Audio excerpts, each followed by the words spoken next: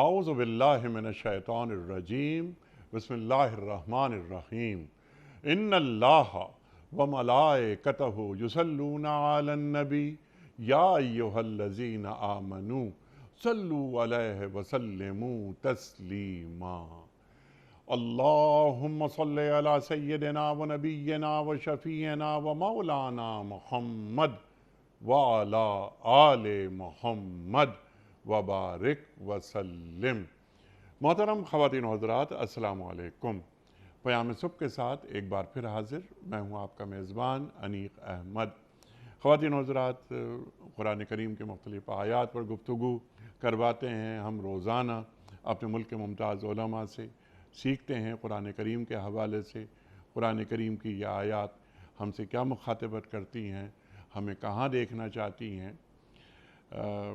عہد کا لمس ضرور ہونا چاہیے قرآن پیش کرتے ہوئے۔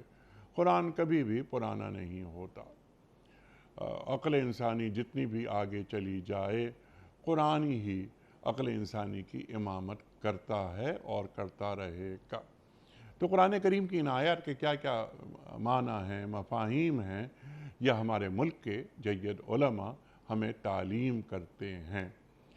آج ہم بنی اسرائیل کی دو آیات یعنی 110 اور 111 پہ بات کروائیں گے ایک ممتاز اور محترم عالم دین سے جو ہمارے ساتھ تشریف فرما ہے لاہور سے۔ اللہ فرما رہا ہے، اور مخاطبت کس سے ہو رہی ہے؟ سرکار دو عالم صلی اللہ علیہ وآلہ وسلم کے ذریعے بات پہنچائی جا رہی ہے کہ آپ فرما دیجئے کہ یہ اللہ کہہ کر پکارو یا رحمان کہہ کر، جس نام سے بھی پکارو گے اس کے لیے سب ہی اچھے نام ہیں۔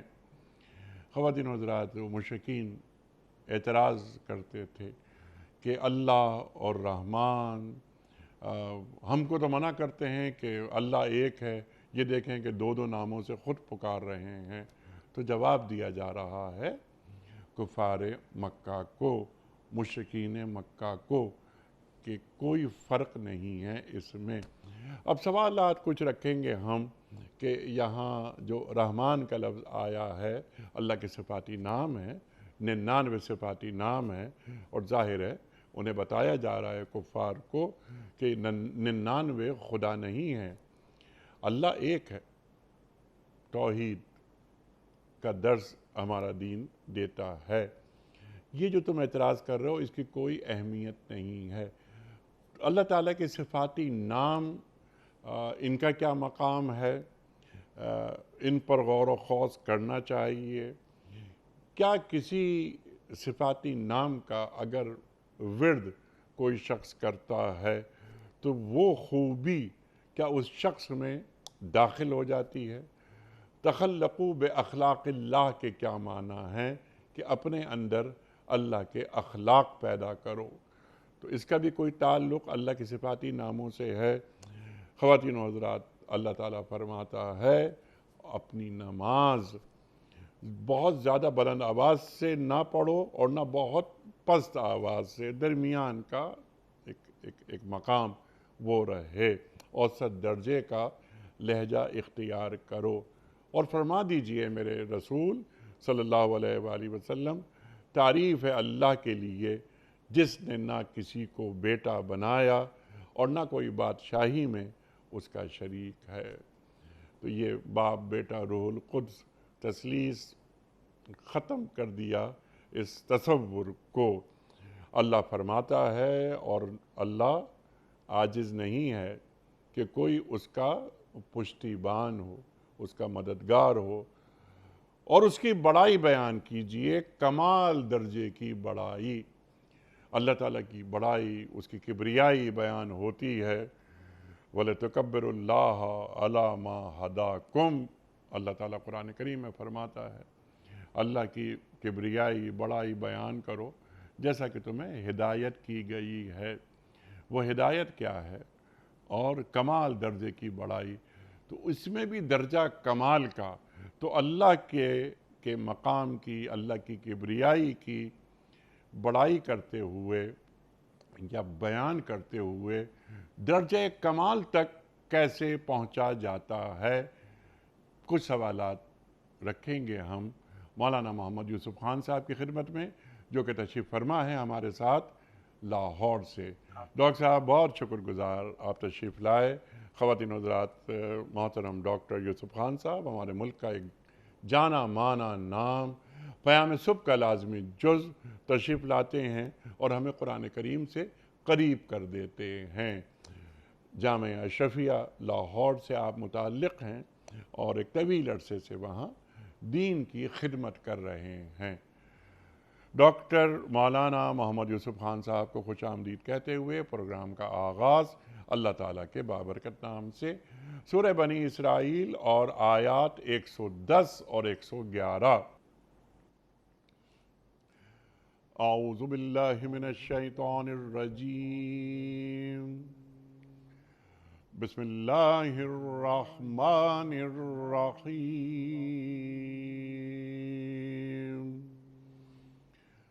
قل ادعوا اللہ او ادعوا الرحمن ایما تدعوا فلہ الاسماء الحسنى ولا تجہر بصلاتك ولا تخافت بها وابتغ بين ذلك سبيلا وقل الحمد لله الذي لم يتخذ ولدا ولم يكن له شريك في الملك ولم يكن له ولي من الذل وكبره تكبيرا۔ صدق اللہ العظیم۔ اے نبی صلی اللہ علیہ وآلہ وسلم ان سے فرما دیجئے کہ اللہ کہہ کر پکارو یا رحمان کہہ کر، جس نام سے بھی پکارو اس کے لیے سب اچھے ہی نام ہیں، اور اپنی نماز نہ بہت زیادہ بلند آواز سے پڑھو اور نہ بہت پست آواز سے، ان دونوں کے درمیان اوسط درجے کا لہجہ اختیار کرو، اور فرما دیجئے تعریف ہے اللہ کے لیے جس نے نہ کسی کو بیٹا بنایا اور نہ کوئی بادشاہی میں اس کا شریک ہے، اور نہ وہ عاجز ہے کہ کوئی اس کا پشتیبان ہو، اور اس کی بڑائی بیان کیجئے، کمال درجے کی بڑائی۔ خواتین و حضرات، کوشش کریں گے کہ یہ ان موضوعات کا احاطہ کر پائیں مختصر وقت میں۔ کوئز۔ کل کا سوال یہ تھا کہ منافقین کی بنائی ہوئی مسجد زرار کا ذکر قرآن کریم کی کس صورت میں آیا ہے؟ درست جواب سورہ توبہ میں۔ آج کا سوال نوٹ فرما لیجئے۔ غزوہ خیبر کس سنہ ہجری میں لڑی گئی؟ 7 سنہ ہجری میں، یا 8 سنہ ہجری میں، یا 9 سنہ ہجری میں؟ جو درست جواب آپ سمجھتے ہوں روانہ فرمائیے۔ ہمارے فون نمبرز ہیں 0092213452709۔ ہمارا دوسرا فون نمبر ہے 0092213430980۔ ہمارا ای میل ایڈریس ps@duniatv.tv۔ ہمارا واٹس ایپ کا نمبر ہے 00923218250194۔ ڈاکٹر صاحب ارشاد فرمائیے، سرکار دو عالم صلی اللہ علیہ وآلہ وسلم کے ذریعے اللہ تعالیٰ خطاب فرما رہا ہے کہ ان سے فرما دیجئے میرے محبوب، میرے رسول صلی اللہ علیہ وآلہ وسلم کہ اللہ کہہ کر پکارو یا رحمان کہہ کر جس نام سے بھی پکارو، اللہ کے سبھی اچھے نام ہیں۔ شان نزول کیا ہے؟ اس آیت کا پس منظر کیا ہے؟ ارشاد۔ نحمدہ و نصلی علی رسولہ الکریم، بسم اللہ الرحمن الرحیم۔ دراصل قرآن مجید کی سورہ بنی اسرائیل کی ان دونوں آخری آیات میں اللہ تعالیٰ نے ارشاد فرمایا، پہلا جملہ قل ادعوا اللہ او ادعوا الرحمن۔ آپ نبی صلی اللہ علیہ وسلم فرما دیجئے کہ تم اللہ کو پکارو، اللہ کا نام لے کر، ادعوا الرحمن یا رحمان کہہ کر پکارو۔ دراصل اس بارے میں مفسرین نے روایات، مستند روایات کے ذریعے 3 شان نزول بتائے۔ ایک تو حضرت عبداللہ ابن عباس رضی اللہ تعالیٰ عنہ نے فرمایا کہ اس آیت میں جو کہا گیا کہ اللہ کو رحمان کہہ کر پکارو یا اللہ کہہ کر پکارو، دراصل نبی صلی اللہ علیہ وسلم تہجد کی نماز پڑھ رہے تھے اور اس میں سجدے میں جا کر یا رحمانو یا رحیمو فرما رہے تھے۔ تو مشرکین نے نبی صلی اللہ علیہ وسلم کے بارے میں یہ فرمایا کہ آپ لوگوں کو تو ایک خدا کی دعوت دیتے ہیں، لیکن خود جو ہے وہ آپ 2 خداؤں کو پکارتے ہیں۔ اصل میں مشرکین جو تھے وہ اللہ کے نام سے مانوس تھے، اللہ کا نام بولتے بھی تھے۔ اصل میں مشرکین جو تھے نا، وہ اپنے آپ کو بسا اوقات دین ابراہیمی پر بھی کہتے تھے اور شرک بھی ساتھ کرتے تھے۔ سارے کے سارے مشرکین مکہ اللہ کو پکارتے بھی تھے، چنانچہ بہت سی بخاری شریف کی روایات اور صحاح ستہ کی روایات میں آتا ہے کہ ابو جہل بھی نا اللہ کی قسمیں کھاتا تھا اللہ کا نام لے کر، اور بھی کفار کے بارے میں روایات میں آتا ہے کہ وہ اللہ کی قسمیں کھا لیتے تھے۔ تو وہ لفظ اللہ سے تو مانوس تھے، لیکن رحمان سے یہ لوگ مانوس بالکل نہیں تھے۔ دوسری طرف ایک عجیب بات یہ ہوئی کہ حضرت عبداللہ ابن عباس رضی اللہ تعالیٰ عنہ فرماتے ہیں اس روایت میں کہ شان نزول بیان کرتے ہوئے کہ اصل میں جو قبیلہ یمامہ کا وہ شخص تھا مسیلمہ کذاب، جس نے نبوت کا دعویٰ کیا، اس نے اپنا نام رکھا ہوا تھا رحمان الیمامہ۔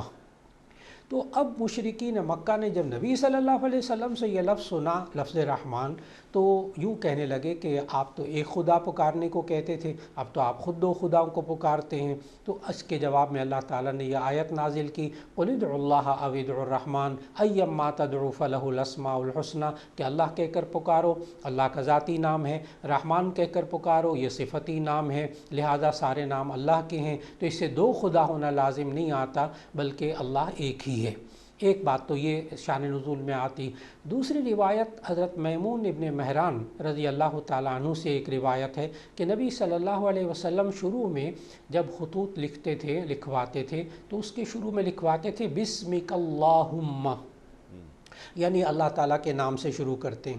لیکن پھر اس کے بعد جب سورہ نمل کی آیت نمبر 30 نازل ہوئی، جس میں سلیمان علیہ السلام کے خط کا ذکر ہے، وَإِنَّهُ بِسْمِ اللَّهِ إِنَّهُ مِن سُلَيْمَانَ وَإِنَّهُ بِسْمِ اللَّهِ الرَّحْمَنِ الرَّحِيمِ، تو تب نبی صلی اللہ علیہ وسلم نے بھی خطوط کے شروع میں بسم اللہ الرحمن الرحیم لکھنا شروع کیا۔ اس پر اس مشرکین مکہ نے یہ کہنا شروع کر دیا کہ یہ 2 خداؤں کو پکارتے ہیں، تو اللہ تعالیٰ نے شان نزول میں پھر یہ آیت نازل فرمائی کہ قُلِ ادْعُوا اللَّهَ أَوِ ادْعُوا الرَّحْمَٰنَ أَيَّمَّا تَدْعُوا فَلَهُ الْأَسْمَاءُ الْحُسْنَىٰ۔ ایک تیسرا شان نزول جو ہے وہ مشہور مفسر ہیں ضحاک، وہ اپنی تفسیر میں روایت نقل کرتے ہیں کہ دراصل، اور یہ بات بہت سے مفسرین نے شان نزول میں لکھی، کہ تورات میں لفظ رحمان موجود تھا، اور تورات میں عجیب بات یہ کہ وہ عبرانی زبان میں تورات تھی، اور تورات میں بھی لفظ رحمان رحمان ہی تھا۔ جیسے بعض نام ہیں پیغمبروں کے، جیسے یوسف علیہ السلام کو جوزف کہا گیا یا اسحاق علیہ السلام کو آئزک کہا گیا، لیکن جو تورات کے اندر لفظ رحمان آیا وہ بالکل اسی طرح وہ رحمان لفظ بولا جاتا تھا۔ تو یہ لوگ بہت مانوس تھے لفظ رحمان سے، اور بار بار تورات میں آیا ہوا ہے یہ۔ چنانچہ یہ یہودی جو تھے یہ نبی صلی اللہ علیہ وسلم پر اشکال کرتے تھے کہ آپ لفظ اللہ تو بہت ذکر کرتے ہیں لیکن آپ رحمان کا ذکر نہیں کرتے۔ اس پر مفسرین نے لکھا کہ یہ آیت نازل ہوئی، قُلِ ادْعُوا اللَّهَ أَوِ ادْعُوا الرَّحْمَٰنَ أَيَّمَّا تَدْعُوا فَلَهُ الْأَسْمَاءُ الْحُسْنَىٰ۔ اے نبی صلی اللہ علیہ وسلم آپ فرما دیجئے، آپ چاہے لفظ اللہ کہیں چاہے رحمان کہیں، یہ سب اللہ تعالیٰ کے صفتی نام ہیں، اور اللہ جو ہے وہ ذاتی نام ہے۔ چنانچہ یہ 3 باتیں مفسرین نے اس کے شان نزول میں تحریر فرمائیں۔ سبحان اللہ، سبحان اللہ، سبحان اللہ، بالکل واضح ہو گئی یہ بات شان نزول کے ذریعے۔ اچھا ڈاکٹر صاحب، اللہ تعالیٰ کے صفاتی نام یہ 99 ہیں جو ہم نے آپ حضرات سے سیکھا۔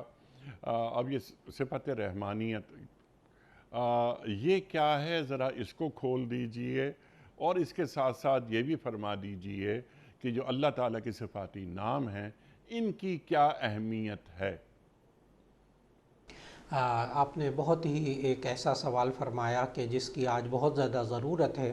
ایک تو یہ ہے کہ اللہ تعالیٰ کا ذاتی نام ایک ہے اللہ، ٹھیک، اور باقی صفتی نام ہیں۔ صفاتی نام عام طور پر 99 ذکر کیے جاتے ہیں، جن میں سے اکثر نام قرآن مجید سے ثابت ہیں۔ اس کے علاوہ بعض مفسرین نے، بعض محققین نے اسماء الحسنہ کے نام سے کتابیں بھی تحریر فرمائیں، اور اس میں اللہ تعالیٰ کے کسی نے 100 نام بتائے، کسی نے 300 بتائے، کسی نے 400 تک نام اللہ تعالیٰ کے بتائے، وہ مختلف احادیث اور روایات سے اخذ کرتے ہوئے۔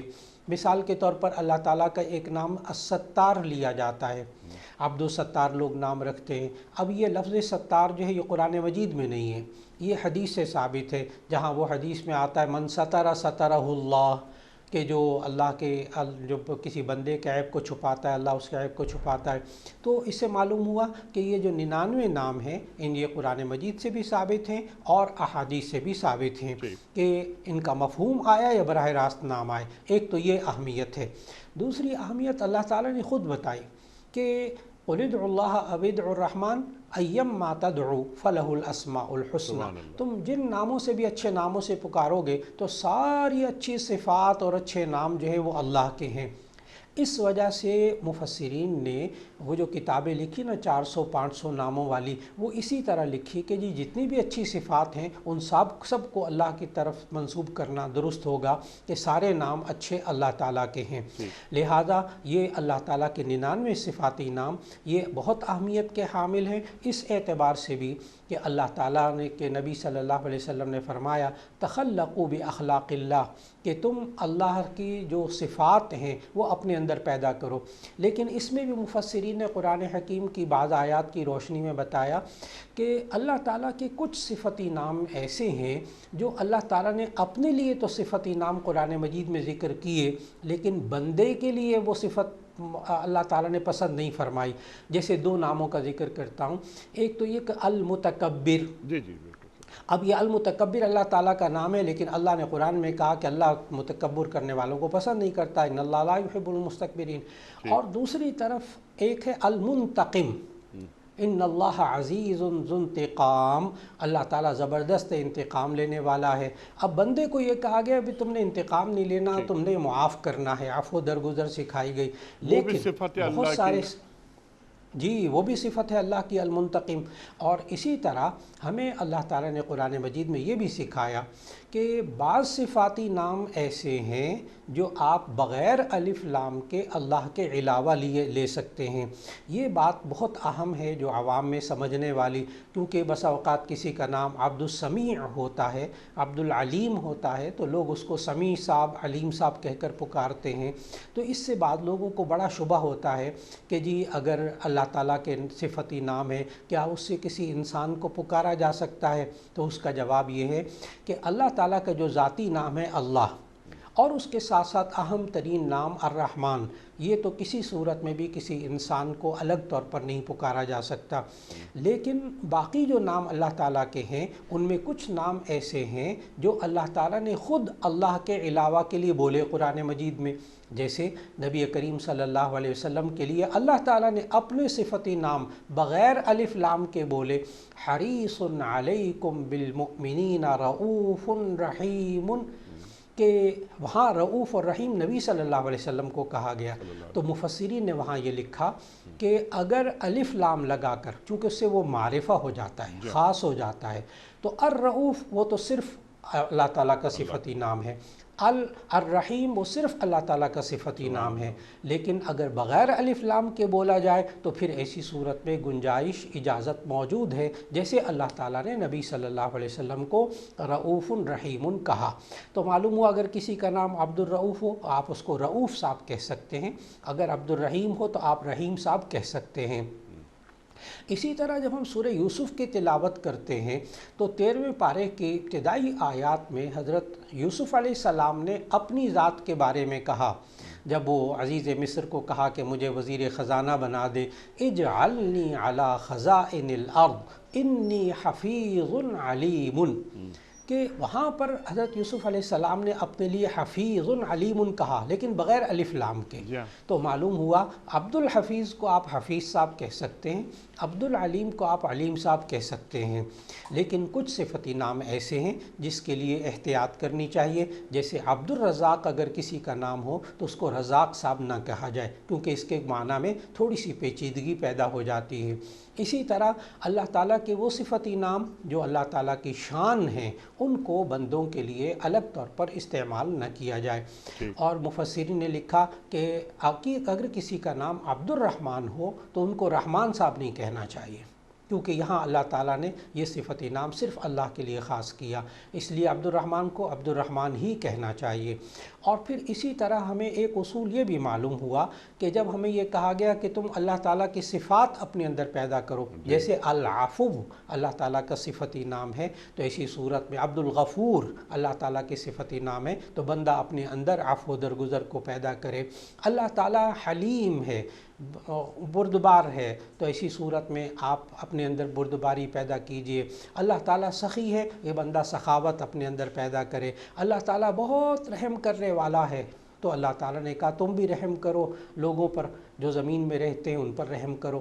تو معلوم ہوا کہ اللہ تعالیٰ کی صفات انسان کے اندر ہونی چاہیے، جس کی وجہ سے بندہ اللہ کے اور زیادہ قریب ہو جاتا ہے اور اللہ کا پسندیدہ بندہ بن جاتا ہے۔ سبحان اللہ، سبحان اللہ۔ ڈاکٹر صاحب، اللہ تعالیٰ کے صفاتی نام، اگر کسی ایک صفاتی نام کو بار بار اس کا ورد کرتا رہے کوئی بندہ، جس طرح آپ نے بہت سارے صفاتی نام یہاں بیان فرمائے، تو یا رزاق، یا رحمان، یا رحیم، یا کریم، یا عف، تو کیا وہ صفت بندے کے اندر پیدا ہونے کا امکان ہو جاتا ہے؟ جس طرح آپ نے فرمایا کہ لوگوں کو معاف کرنا شروع کر دے کیونکہ اللہ کی صفت ہے، تخلقوا باخلاق اللہ کے حوالے سے، تو کیا کسی صفاتی نام کا مسلسل ورد ہمارے اندر وہ خوبی پیدا کر دیتا ہے؟ یہ آپ نے بڑا ہی گہرا سوال پوچھا ہے، اور حقیقت یہ ہے کہ بعض لوگ یہ پوچھتے بھی ہیں کہ کیا انسانوں کے جو نام رکھے جاتے ہیں کیا وہ انسان کی شخصیت پر اثر کرتے ہیں؟ تو اس کا جواب ہے کہ جی ہاں، اگر کسی انسان کا نام، ہم اردو زبان بشرطے کہ اس کو مطلب آتا ہو، تو اگر کسی انسان کا نام جو ہے وہ شریف رکھ دیا جائے تو وہ سمجھتا ہے کہ ہاں میرا نام اچھا ہے، اور اگر کسی آدمی کا نام کسی بدزبانی کے الفاظ میں سے کوئی لفظ رکھ دیا جائے تو ظاہر ہے وہ ایک دم ناراض ہوگا، بشرطے کہ اس کا مطلب اس کا آتا ہو۔ چنانچہ نبی کریم صلی اللہ علیہ وسلم نے بعض وہ صحابیات جنہوں نے اسلام قبول کیا، ان کے نام کا مطلب اچھا نہیں تھا تو نبی صلی اللہ علیہ وسلم تبدیل فرمایا۔ اس کا مطلب ہوا نام کا اثر ہوتا ہے۔ جیسے ایک صحابی تھے، ان کا نام تھا مرہ، ایک صحابی کا نام مرہ کا معنی عربی میں ہوتا ہے کڑوا، تو نبی صلی اللہ علیہ وسلم فرمایا مومن کڑوا نہیں ہوتا، نام بدل دیا۔ اسی طرح نبی صلی اللہ علیہ وسلم کے سامنے ایک خاتون نے اسلام قبول کیا، ان کا نام تھا عاصیہ، عین الف صاد یہ ہے، جو الف سین یہ ہے وہ ٹھیک ہے آرزو رکھنے والی، لیکن عین الف صاد یہ ہے کا معنی عاصیہ کا معنی نافرمان عورت، تو نبی صلی اللہ علیہ وسلم نے نام بدلا اور اس کا نام جمیلہ رکھا۔ تو ایک مطلب تو یہ ہوا کہ انسان کا اگر نام رکھا جائے تو ظاہر ہے وہ بار بار نام پکارا جائے گا تو اس کی شخصیت پر لازماً اثر ہوگا اس کا، ایک تو یہ بات۔ بالکل اسی طرح اللہ تعالیٰ کا صفتی نام اگر بار بار لیا جائے، ورد کیا جائے، تو اللہ تعالیٰ یقیناً اپنی اس صفت کے طفیل اللہ تعالیٰ اس بندے کو وہ صفت ضرور عطا فرما دے گا۔ لیکن یہاں ایک عجیب بات جو کہ اسماء الحسنہ کے جو مصنفین ہیں، مفسر ہیں، محدثین ہیں، انہوں نے ایک بات بڑی عجیب توجہ دلائی، فرمایا کہ یہ جو 99 نام ہیں نا اللہ تعالیٰ کے، یہ اصل میں 99 ڈپارٹمنٹ ہیں، 99 شعبے ہیں، اور بندے کو سوچ سمجھ کر مانگنا چاہیے کہ اللہ تعالیٰ کے کون سے نام کا کہاں ورد کرنا ہے۔ جیسے مثال کے طور پر اگر کوئی شخص بیمار ہو تو ایسی صورت میں وہ یا قہارو کا ورد تو نہیں کرے گا، وہ تو کرے گا یا شافی اللہ ہوا شافی، یوں کرے گا۔ اسی طرح کسی بندے کو اگر کوئی اور چیز درکار ہوگی تو وہ اسی طرح اللہ کے نام کے پکارے گا، اور اللہ تعالیٰ یقیناً ایک نام، یہاں اللہ تعالیٰ نے جو قرآن مجید کی اس آیت میں فرمایا نا، وَلِلَّهِ الْأَسْمَاءُ الْحُسْنَى فَادْعُوهُ بِهَا کہ اور یہ کہا اَيَّمَّا تَدْعُوا فَلَهُ الْأَسْمَاءُ الْحُسْنَى۔ تو ان آیات سے معلوم ہوا کہ یہ جو اللہ تعالیٰ کے نام ہیں انسان اگر ان کا ورد کرے تو یہ ایک دعا کی صورت اختیار کر لیتے ہیں۔ سبحان اللہ، سبحان اللہ۔ انسان وہ جو اللہ تعالیٰ کے نام، جیسے کوئی بندہ رزق کی تنگی میں مبتلا ہے تو ایسی صورت میں وہ یا رزاقو کا ورد کرتا ہے، ان اللہ هو الرزاق ذو القوة المتین کا ورد کرتا ہے، تو ایسی صورت میں اللہ تعالیٰ اس کو رزق میں کشادگی عطا فرماتا ہے۔ تو اس طرح مصنفین بہت سارے ایسے ہیں جنہوں نے اسماء الحسنہ کی باقاعدہ خصوصیات لکھی کہ اگر یہ پڑھا جائے تو ایسی صورت میں اس کا یہ اثر ہوگا، اس کا یہ فائدہ ہوگا، اور انشاءاللہ یہ اللہ تعالیٰ کے 99 صفاتی نام ان کا اگر ورد کیا جائے تو ایسی صورت میں انسان کی ذات پر بھی اس کا اثر ہوتا ہے، انسان اس صفت کو بھی اختیار کرنے لگتا ہے، اور اس کی صورت میں اللہ تعالیٰ وہ دعا بھی قبول فرما لیتا ہے۔ سبحان اللہ، سبحان اللہ۔ اچھا ڈاکٹر صاحب، اللہ تعالیٰ کے بہت سارے صفاتی نام، اس میں رحمان بڑی اہمیت ہے، یقیناً ہم سب جانتے ہیں۔ قرآن کریم کی سورت کا آغاز بھی ہو رہا ہے الرحمن علم القرآن۔ یہ فرما دیجئے ڈاکٹر صاحب کہ جو اللہ تعالیٰ کی صفت رحمانیت ہے یہ کیا ہے؟ یہ آپ نے ایک اتنا وسیع سوال کیا ہے کہ ماشاءاللہ اس اللہ کی رحمت کتنی وسیع ہے، اس کا اندازہ لگائیے کہ اللہ تعالیٰ سراپا رحمت، کیا؟ اور پھر آگے اللہ نے جو آخری نبی حضرت محمد مصطفیٰ صلی اللہ علیہ وسلم کو بھیجا ان کو بھی رحمت للعالمین قرار دیا، وما ارسلناک الا رحمت للعالمین۔ تو رحمت دیکھی کتنی وسیع چیز۔ پھر اللہ نے ایک آیت میں قرآن مجید کو خود رحمت کہا، وَنُنَزِّلُ مِنَ الْقُرْآنِ مَا هُوَ شِفَاءٌ وَرَحْمَةٌ لِّلْمُؤْمِنِينَ۔ تو اللہ نے قرآن کو بھی رحمت قرار دیا، اور پھر اللہ نے ہمیں سمجھایا کہ اس رحمت کا تقاضا، لفظ رحمت کا جب ہم ڈکشنری میں معنی دیکھتے ہیں تو اس کا معنی ہے مہربان، رحمت کا معنی مہربانی، رحمت کا معنی نرم دلی، رحمت کا معنی رحم کرنا، اور رحمت کا معنی برکت، رحمت کا معنی عافیت۔ تو میں عرض کروں کہ اگر رحمت کے ڈکشنری میں جتنے معنی لکھے ہیں سارے معنوں کو مراد لے لیا جائے تو رحمت کا مفہوم سمجھ میں آتا ہے۔ چنانچہ ہم جب بسم اللہ الرحمن الرحیم کا ترجمہ پڑھتے ہیں مفسرین کے ہاں تو وہ ترجمہ اس کا کرتے ہیں، شروع کرتا ہوں اللہ کے نام کے ساتھ جو بڑا مہربان نہایت رحم کرنے والا ہے۔ تو ایسی صورت کے اندر رحمان کا معنی ہوا مہربان، اور یہ اس کا جو مادہ ہے نا رحمان کا وہ ہے را حا میم۔ اس را حا میم کا ایک معنی رحم کرنا بھی ہے، اور اس را حا میم کا ایک معنی رشتہ بھی ہے، جس کی جمع ارحام آتی ہے، جس کا ذکر اللہ تعالیٰ نے سورہ نساء کی پہلی آیت میں فرمایا وَاتَّقُوا اللَّهَ الَّذِي تَسَاءَلُونَ بِهِ وَالْأَرْحَامَ، کہ تم رشتہ داروں کے حقوق کا بھی خیال کرو۔ چنانچہ جامع ترمذی کی ایک حدیث ہے جس میں ہمیں رحمان اور رحم اور رحم اس سب کے اندر ایک گہرا تعلق محسوس ہوتا ہے کہ ہمیں اس صفت کو کتنا اپنانا چاہیے اور اس کے مفہوم کو کتنا سمجھنا چاہیے۔ وہ حدیث قدسی ہے، یعنی نبی کریم صلی اللہ علیہ وسلم نے فرمایا کہ اللہ تعالیٰ نے یہ فرمایا خلقت الرحم من الرحمن فمن وصلها وصلته ومن قطعها بتته۔ بہت عجیب معنی ہے رحمان کو سمجھنے کے لیے، بہت اہم حدیث۔ نبی صلی اللہ علیہ وسلم نے فرمایا کہ اللہ تعالیٰ نے فرمایا خلقت الرحم من الرحمن، میں نے لفظ رحم کو رحمان سے بنایا ہے، اور پھر فرمایا فمن وصلها وصلته، جو ان رشتوں کو جوڑے رکھے گا اللہ کہتا ہے میں اس کو جوڑے رکھوں گا، ومن قطعها بتته، اور جو اس کو توڑے گا میں اس کو ٹکڑے ٹکڑے کر کے رکھ دوں گا۔ اس سے ہمیں صلہ رحمی سمجھ میں آتی ہے کہ رحمان کے اور رحیم کا اس نام کی خوبی یہ ہے کہ بندہ اپنے اندر یہ صفت پیدا کرے اور صلہ رحمی کرے۔ اور پھر یہی ایک اور حدیث ہے، بہت اہم متواتر حدیث ہے، اس کو محدثین حدیث مسلسل بالاولیہ کہتے ہیں، یعنی محدثین جب حدیث پڑھاتے کسی شاگرد کو تو وہ سب سے پہلے ایک حدیث بیان کرتے تھے۔ آپ سوچئے گا کہ محدثین کے نزدیک اس رحمان کی کتنی اہمیت ہے۔ اور لفظ رحمان کی کتنی اہمیت ہے انسان کی زندگی کے اندر. وہ حدیث مسلسل بالاولیت یہ ہے، تمام شیوخ حدیث آج بھی وہ پہلی حدیث وہی پڑھاتے ہیں، اور وہ حدیث یوں ہے: الراحمون یرحمہم الرحمن ارحموا من فی الارض یرحمکم من فی السماء. سبحان اللہ. ترجمہ اس کا یہ ہے: الراحمون رحم کرنے والے، یرحمہم الرحمن ان پر رحمان رحم کرتا ہے. اللہ اور پھر آگے پھر اسی رحمان کے مفہوم کو واضح کیا اللہ نے، اور نبی صلی اللہ علیہ وسلم نے بتایا: ارحموا من فی الارض یرحمکم من فی السماء. تم زمین والوں پر رحم کرو کیونکہ اور رحمان تم پر رحم کرے گا وہ جو آسمان میں ہے. اسی کو حالی نے مسدس میں اس شعر کو، اس حدیث کا ترجمہ ذکر کیا کہ تم مہربانی کرو اہل زمیں پر، خدا مہرباں ہوگا عرش بری پر.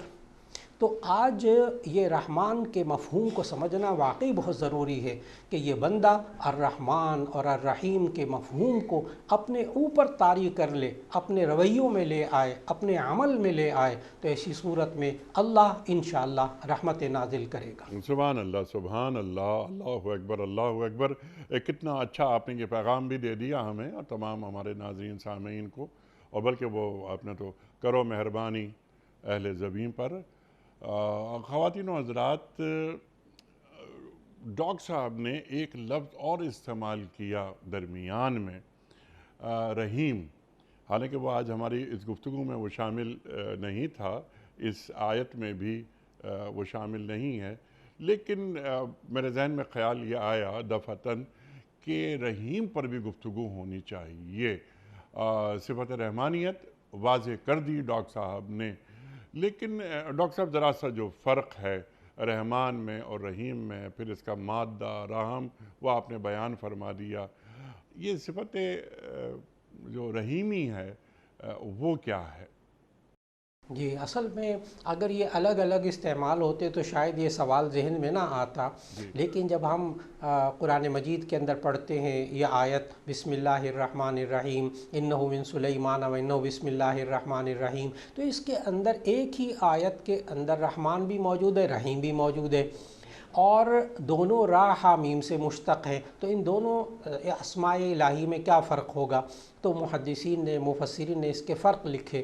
ایک تو یہ لکھا کہ رحمان اور رحیم، ان میں رحمان معنی ہے الرحمن فی الدنیا والرحیم فی الآخرہ.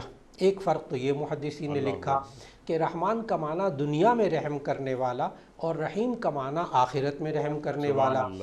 دوسرا معنی لکھا کہ رحمان یہ عام ہے اور رحیم خاص ہے، یعنی الرحمن یہ رحم کرنے والا کفار پر بھی مسلمانوں پر بھی، ہر ایک پر وہ رحمت کرنے والا ہے، ہر ایک کے لیے وہ رحمان ہے. لیکن الرحیم کا معنی صرف ایمان والوں کے لیے رحمت کرنے والا. دو فرق ہو گئے. تیسرا فرق اس میں مفسرین نے لکھا کہ رحمان میں مبالغہ زیادہ اور رحیم میں الگ مبالغہ، دونوں مبالغے کے صیغے ہیں، لیکن ان کا مطلب یہ ہے کہ رحمان جو ہے وہ صرف اور صرف اس ذات کے لیے ہے کہ جو بہت زیادہ رحم کرنے والا، مہربانی کرنے والا، اور وہ سارے ایمان والوں کے لیے، کافروں کے لیے، ہر ایک کے لیے وہ مخصوص ہے. لیکن تیسرا فرق محدثین نے بیان کیا کہ الرحیم جو ہے وہ ہے کہ جو اللہ تعالیٰ کے بندے جو ایمان والے ہیں، مخلص بندے ہیں، اللہ ان پر خصوصی طور پر رحم کرنے والا ہے. یہ الگ سے معنی مراد ہے. تو اس طرح اگر ہم ان مفسرین کے ان دلائل کو اور اس فرق کو ذہن میں رکھیں تو معلوم ہوتا ہے کہ رحمان یہ دنیا اور آخرت کے لیے، عام لوگوں کے لیے ہے، لیکن رحیم خاص ہے آخرت کے لیے یا خاص ہے ایمان والوں کے لیے. سبحان اللہ، سبحان اللہ. اچھا ڈاکٹر صاحب، اس ذیل میں ایک اور بات وہ ہم چاہتے ہیں ذرا اس پر بھی آپ گفتگو فرما دیجئے کہ اللہ تعالیٰ فرما رہا ہے کہ میری رحمت کے 100 حصے ہیں، ایک حصہ میں نے پوری دنیا میں بانٹ دیا، تقسیم کر دیا، 99 حصے اپنی رحمت کے میں نے اپنے پاس رکھے ہیں جو روز قیامت، روز محشر میں اسے تقسیم کروں گا. ذرا اس بات کو کھول دیجئے. دراصل اللہ تعالیٰ دنیا میں تو رحم کرنے والا ہے، رحیم دنیا میں ہے۔ لیکن اللہ تعالیٰ رحمت کیسے کرتا ہے کہ ایک صورت تو یہ ہے کہ اللہ انسان کے گناہوں کو رحم کھاتے ہوئے انسان کے غلطیوں کو معاف کرتا رہتا ہے۔ یہاں اللہ ہر صورت میں ہر غلطی پر انسان کی پکڑ نہیں کرتا۔ اس کی رحمت کے نشانی اللہ نے قرآن میں بتائی، او یوبقہن بما کسبوا ویعفو عن کثیر۔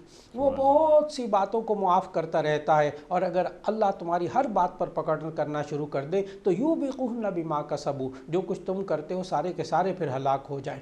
تو معلوم ہوا اللہ کی رحمت کا ایک تقاضا تو یہ ہے جو ہمیں اللہ دنیا میں دکھاتا ہے، یہ صرف ابھی ایک مرحلہ ہے، اور پھر اس کے بعد اللہ تعالیٰ ان کافروں کو جو اللہ کو مانتے بھی نہیں ہیں، اللہ کو تسلیم بھی نہیں کرتے، اللہ کے وجود ہی کوئی نہیں مانتے، اللہ ان کو بھی نعمتیں دیتا ہے دنیا کے اندر، وہ رحمان۔ ابھی یہ ایک صفت ہے اللہ کی، اور اس صفت کے 99 حصوں میں سے ایک حصہ اللہ نے دیا، تو یہ انسان اتنا دنیا میں وہ رحم کرنے والا، لیکن آخرت کے اندر وہ 99 حصے جب رحمت کے اللہ تعالیٰ ایمان والوں کے لیے مختص کرے گا، تو اندازہ کیجئے کہ کتنی بے شمار نعمتیں پھر ایمان والوں کو اللہ تعالیٰ عطا فرمائے گا۔ سبحان اللہ، سبحان اللہ۔ اچھا، آپ نے یہ بات فرمائی کہ یہ 99 حصے اہل ایمان میں اللہ تقسیم کرے گا، تو اس کو بھی اور واضح کر دیجئے کہ قیامت کے دن اللہ کی رحمت کے مستحق صرف اہل ایمان ہوں گے؟ نبی کریم صلی اللہ علیہ وسلم نے ہمیں سمجھایا کہ اللہ تعالیٰ نے دنیا کے اندر جو اللہ تعالیٰ کو ماننے والے ہیں، ان ایمان لانے والے ہیں، ان کے لیے تو اللہ نے رحمت رکھی، تو ایسی صورت کے اندر بے شمار نعمتیں اللہ نازل فرمائے گا اپنی ان رحمتوں کے تقاضوں میں۔ جیسے مثال کے طور پر ایک سورہ واقعہ کی آیت، اور نبی صلی اللہ علیہ وسلم نے ایک بات فرمائی کہ ایک بوڑھی عورت، جامع ترمذی کی حدیث ہے کہ ایک بوڑھی خاتون آئیں تو کہنے لگی یا رسول اللہ میں جنت میں جاؤں گی۔ نبی صلی اللہ علیہ وسلم نے فرمایا کہ نہیں، بوڑھی عورتیں جنت میں نہیں جائیں گی۔ تو وہ ذرا تھوڑی سی پریشان سی ہوئی، تو نبی صلی اللہ علیہ وسلم نے سورۃ الواقعہ کی وہ 2 آیتیں پڑھیں، انا انشأناہن انشاء فجعلناہن ابکارا، کہ ہم نئے سرے سے ان کو پیدا کریں گے اور ان کو جوان بنا کر داخل کریں گے، بڑھاپے کی صورت میں یہ جنت میں نہیں جائیں گی، جوان ہو کر جائیں گے۔ پھر اسی طرح اللہ بندوں کے اندر سے تمام برائیوں کو ختم کر کے صاف کر کے جنت میں لے کے جائے گا، وہاں جنت کے اندر کسی کے اندر کوئی خامی نہیں ہوگی۔ یہ سب اللہ کی رحمتیں، اور پھر اس کے ساتھ ساتھ اللہ موت کو موت دے دے گا، یہ بھی اس کی رحمت کا تقاضا ہے کہ پھر ابدی زندگی ہوگی۔ اور اگر ایک حساب سے دیکھا جائے تو آخرت کے اندر جو کفار کو، منافقین کو، مشرکین کو جو سزائیں ہوں گی، وہ بھی اللہ کی رحمت کا تقاضا ہے، اس لیے کہ مجرم کو کھلا چھوڑ دینا یہ رحمت نہیں ہے، یہ ظلم ہے۔ اور پھر یہ ذہن میں رکھنا چاہیے کہ رحمت کو سمجھنے کے لیے ہمیں اللہ تعالیٰ نے قرآن مجید میں ہمیں سمجھایا کہ رحمت کو، اس کی ضد، اس کا الٹ کیا ہے۔ یہ بہت سے لوگوں کے ذہنوں میں یہ بات نہیں ہوتی کہ رحمت کا الٹ، اس کا اپوزٹ کیا ہے۔ تو اللہ تعالیٰ نے قرآن مجید میں رحمت کا ضد، اس کا الٹ بتایا لعنت، اور لعنت یہ اس کا مطلب بھی لوگوں کے ذہن میں واضح نہیں ہوتا، اس کو واضح کرنا بہت ضروری تاکہ رحمت سمجھ میں آئے کہ رحمت نہ ہو تو کیا ہوتی ہے۔ معلوم ہوا کہ انسان زندگی کے اندر اللہ کی رحمت سے دور ہو، یعنی رحمت نہ ہو تو کیا ہوتا ہے، پھر رحمت سے دوری ہوتی ہے، جس کو اللہ نے لعنت کہا۔ جیسے لعنت اللہ علی الکافرین، لعنت اللہ علی الظالمین، یا اللہ تعالیٰ نے پھر اور جگہوں میں برے لوگوں کو، بری عادتوں کو ذکر کر کے کہا اولئک یلعنہم اللہ ویلعنہم اللاعنون، یہی وہ لوگ ہیں جن پر اللہ لعنت کرتا ہے۔ لعنت کا مطلب رحمت سے دوری، اللہ کی رحمت سے دور ہو جاتا ہے۔ اس لیے کافر جو ہے وہ اللہ کی رحمت سے دور ہو جاتا ہے، اور مسلمان اللہ کی رحمت کے قریب ہو جاتا ہے۔ اور اللہ کی رحمت کن لوگوں کے قریب ہوتی ہے، یہ بھی اللہ نے قرآن میں بتایا، ان رحمت اللہ قریب من المحسنین، کہ اللہ کی رحمت یہ اچھے کام کرنے والوں کے قریب ہوتی ہے، اور جو اللہ کو نہیں مانتا یا گناہگار ہوتا ہے، اللہ کی رحمت اس سے دور ہو جاتی ہے۔ اللہ اکبر، اللہ اکبر۔ اور اللہ تعالیٰ نے رحمت کو اپنے ذمہ کرم پر لے لیا۔ کتب اللہ علی نفسہ الرحمہ، ٹھیک ہے ڈاکٹر صاحب؟ بے شک بے اب شک. ہم ذرا اب آگے بڑھتے ہیں اور بالتفصیل آپ نے واضح کر دیا، سمجھا دیا ہمیں صفت رحیمی اور صفت رحمانیت کو واضح کر دیا. اب اللہ فرما رہا ہے کہ اپنی نماز کو نہ بہت بلند آواز سے پڑھو نہ بہت پست آواز سے، بلکہ ان دونوں کے درمیان ایک جو اوسط درجے کا لہجہ رکھو. یہ نماز کے حوالے سے بات ہو رہی ہے یا دعا کے حوالے سے؟ ارشاد. جی، یہ جو آیت کا حصہ ہے وَلَا تَجْهَرْ بِصَلَاتِكَ وَلَا تُخَافِتْ بِهَا وَابْتَغِ بَيْنَ ذَلِكَ سَبِيلًا، اس کے بارے میں مفسرین نے کئی شان نزول لکھے. ایک شان نزول تو مفسرین نے لکھا جو حضرت عبداللہ ابن عباس رضی اللہ تعالیٰ عنہ نقل فرمایا کہ نبی کریم صلی اللہ علیہ وسلم مکے میں بلند آواز سے قرآن مجید کی تلاوت کرتے تھے تو مشرکین قرآن کو اللہ تعالیٰ کو مشرکین قرآن سن کر اللہ تعالیٰ کو بھی برا کہتے تھے، نبی صلی اللہ علیہ وسلم کو برا کہتے تھے، قرآن کو بھی برا کہتے تھے. اس پر اللہ تعالیٰ نے یہ آیت نازل کی کہ آپ ولا تجہر بصلاتک، آپ جب نماز پڑھیں تو بہت اونچی آواز میں نہ پڑھیں، ولا تخافت بہا، اور بالکل آہستہ بھی نہ پڑھیں، وابتغی بین ذالک سبیلا، اور آپ اس کے درمیان آہستہ آہستہ پڑھیں. دوسری روایت ایک اور حضرت عائشہ رضی اللہ تعالیٰ عنہ سے منقول ہے اس آیت کی شان نزول میں. حضرت عائشہ رضی اللہ عنہ فرماتی ہیں کہ ایک اعرابی تشہد کو، یعنی التحیات للہ وصلوات، نماز کے اندر ایک اعرابی تشہد کو بلند آواز میں پڑھ رہا تھا تو پھر یہ آیت نازل ہوئی کہ وَلَا تَجْهَرْ بِصَلَاتِكَ، کہ آپ نماز کے اندر یہ تشہد اونچی آواز میں نہ پڑھیں، وَلَا تُخَافِتْ، بالکل دل میں بھی نہ پڑھیں، وَابْتَغِ بَيْنَ ذَلِكَ سَبِيلًا، اور اس کے درمیان آہستہ سے پڑھیں. اور اسی طرح تیسری روایت جو ہے وہ علامہ محمد ابن سیرین نقل کرتے ہیں اس آیت کے شان نزول میں کہ نبی کریم صلی اللہ علیہ وسلم حضرت ابو بکر رضی اللہ تعالیٰ عنہ کے پاس سے گزرے تو وہ آہستہ آواز میں تلاوت کرتے تھے، اور حضرت عمر رضی اللہ تعالیٰ عنہ کے پاس ایک رات گزرے تو بہت اونچی آواز میں تلاوت فرما رہے تھے. تو جب یہ آیت نازل ہوئی وَلَا تَجْهَرْ بِصَلَاتِكَ وَلَا تُخَافِتْ بِهَا وَابْتَغِ بَيْنَ ذَلِكَ سَبِيلًا، تو نبی کریم صلی اللہ علیہ وسلم نے، جامع ترمذی میں بھی یہ حدیث موجود ہے کہ نبی کریم صلی اللہ علیہ وسلم نے حضرت ابو بکر رضی اللہ تعالیٰ عنہ سے پوچھا کہ آپ آہستہ آواز سے پڑھ رہے ہیں تو کیوں اتنی آہستہ آواز سے قرآن پڑھ رہے ہیں؟ تو حضرت ابو بکر رضی اللہ تعالیٰ عنہ نے بڑا اپنے مزاج کا جواب دیا، فرمایا کہ جس سے میں مناجات اور سرگوشی کر رہا ہوں وہ میری بات سن رہا ہے، اس لیے میں آہستہ پڑھ رہا ہوں. تو نبی صلی اللہ علیہ وسلم نے ان سے کہا ارفع صوتک، آپ ذرا تلاوت کرتے ہوئے اونچی آواز کر لیجئے. اچھا، پھر نبی صلی اللہ علیہ وسلم حضرت عمر رضی اللہ تعالیٰ عنہ کے پاس سے گزرے. اب ماشاءاللہ وہ جلالی طبیعت کے، وہ بہت اونچی آواز سے قرآن مجید پڑھ رہے تھے رات کو. تو نبی صلی اللہ علیہ وسلم نے ان سے پوچھا کہ آپ اتنا اونچا کیوں پڑھ رہے ہیں؟ تو حضرت عمر رضی اللہ تعالیٰ عنہ نے جواب دیا کہ میں سوئے ہوئوں کو جگا رہا ہوں اور غفلت میں پڑے ہوئے لوگوں کو ان کو یاد کروا رہا ہوں. تو نبی صلی اللہ علیہ وسلم نے فرمایا اخفض صوتک، ذرا اپنی آواز کو نا دھیما کر لیجئے. تو اللہ تعالیٰ نے ہمیں یہ تلاوت کے آداب بھی سکھائے اس کے اندر کہ آپ ولا تجہر بصلاتک ولا تخافت بها وابتغ بین ذلک سبیلا، کہ بہت اونچی آواز بھی نہ رکھیں نماز پڑھتے ہوئے اور بہت آہستہ آواز بھی نہ رکھیں، بلکہ اس کے درمیان جو ہے وہ آپ تلاوت کیجیے. اس طرح یہ شان نزول، ان تینوں شان نزول کی روایات کو سامنے رکھا جائے تو آیت کا پس منظر بہت اچھی طرح واضح ہو جاتا ہے. بالکل، سبحان اللہ سبحان اللہ.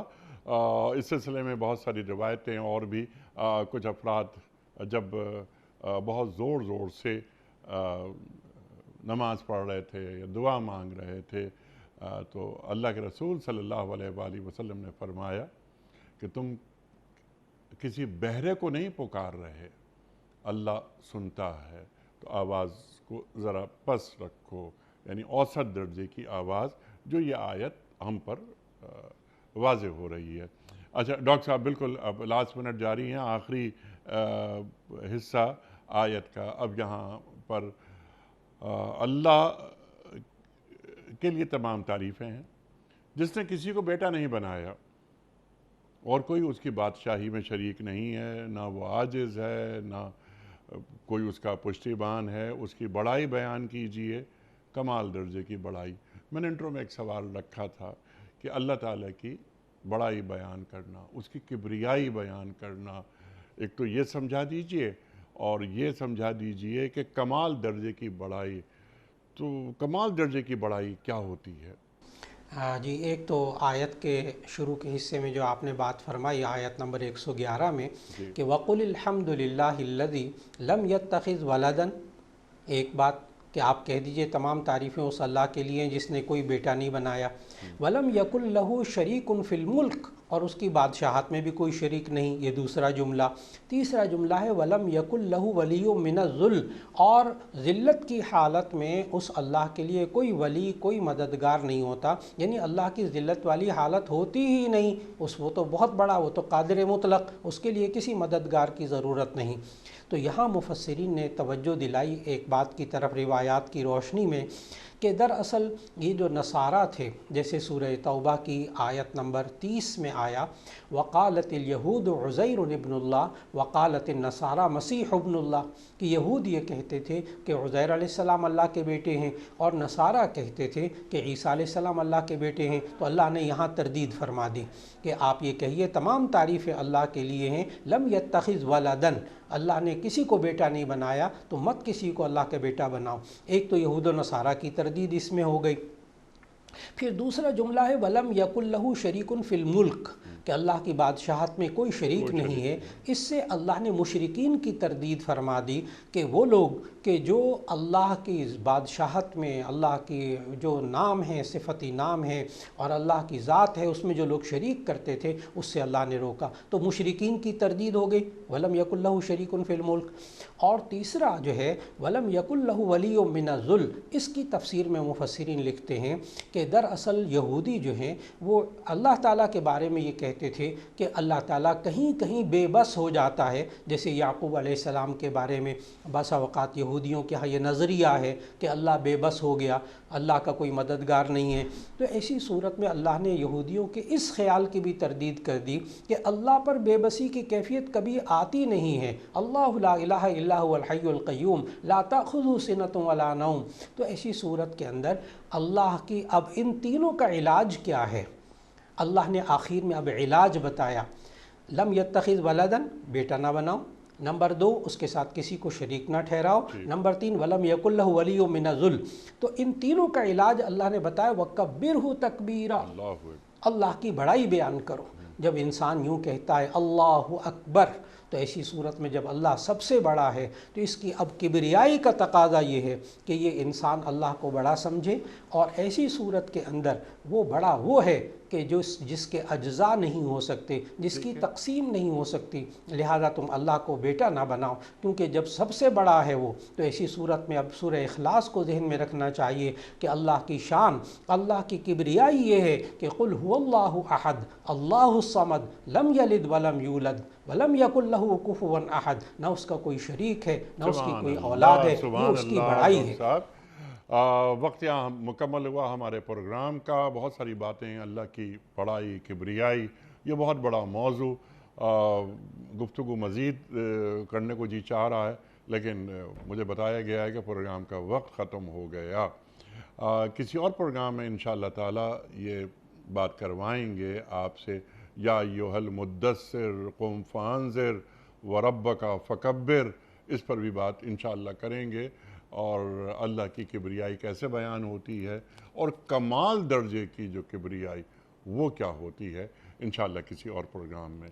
خواتین و حضرات، ہم مولانا یوسف خان صاحب کے بڑے شکر گزار، آپ تشریف لائے اور آپ نے بنی اسرائیل کی آیات 110 اور 111 پر تفصیلاً گفتگو عطا فرمائی۔ کوئز کل کا سوال ہمارا یہ تھا کہ منافقین کی بنائی ہوئی مسجد زرار کا ذکر قرآن کریم کی کس صورت میں آیا ہے؟ درست جواب سورہ توبہ میں۔ آج کا سوال نوٹ فرما لیجئے، غزوہ خیبر کس سنہ ہجری میں ہوئی؟ 7 سنہ ہجری میں، یا 8 سنہ ہجری میں، یا 9 سنہ ہجری میں؟ جو درست جواب آپ سمجھتے ہوں روانہ فرمائیے۔ ہمارے فون نمبرز ہیں 0092213452709۔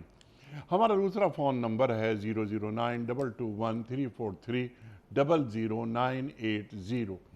ہمارا ای میل ایڈریس ps@duniatv.tv، ہمارا واٹس ایپ نمبر ہے 0092-321-825-0194۔ وقت ہے قرآن اندازی کا۔